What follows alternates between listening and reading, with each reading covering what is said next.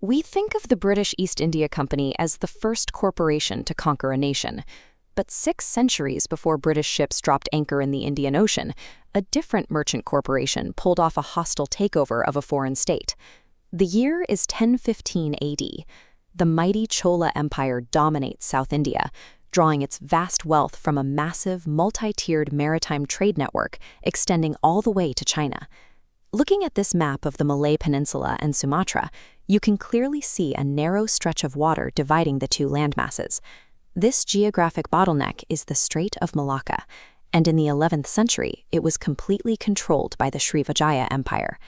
Every merchant ship traveling between India and China had to pass through this choke point.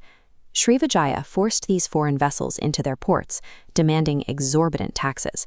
If a ship refused to stop, it was destroyed. The high taxes were frustrating, but then Srivijaya sent diplomats to the Chinese Song dynasty court and formally documented the mighty Cholas as a minor, subservient state under Srivijayan rule. They effectively labeled South India's superpower a vassal. King Rajendra Chola was furious. A minor port city had just told the Chinese emperor he was their servant.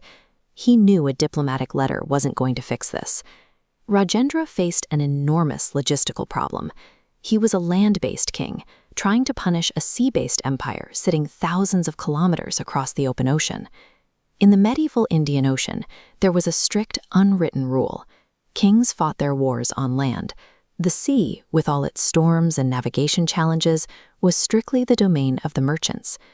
Rajendra engineered a highly unusual solution. He approached the 500, a massive multinational merchant corporation. They were a powerful network operating across the coast, complete with their own private mercenary armies. The two forged a deal. Rajendra would supply the military muscle. The 500 provided the wooden ships, the navigators, and the overseas intelligence needed to cross the water. Both sides got exactly what they wanted.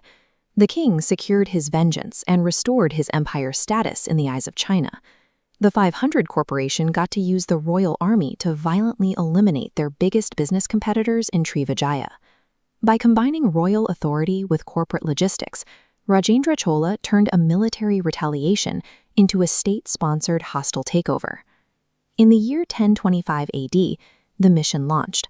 A fleet of roughly 100 wooden ships sailed out of South India, carrying an invasion force of 3,000 soldiers.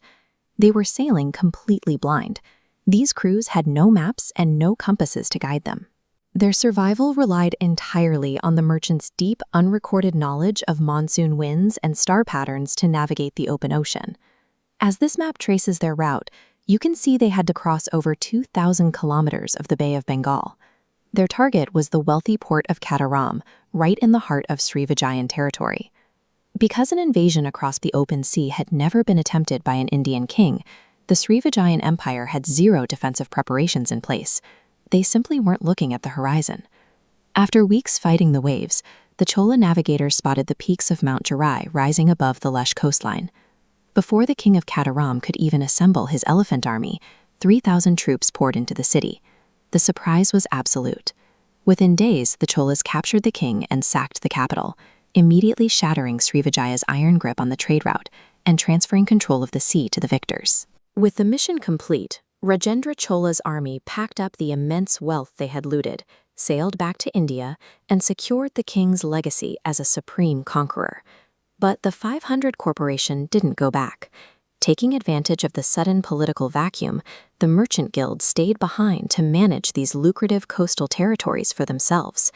Over the next century, the corporation built fortified ports and expanded their monopoly across Sumatra, Myanmar, and Thailand.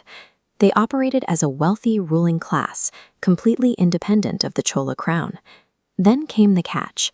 As the merchants grew obscenely wealthy from their overseas operations, they realized they didn't need the king's protection anymore, so they simply stopped paying taxes to the Chola Empire. This massive corporate tax evasion slowly drained the empire's treasury.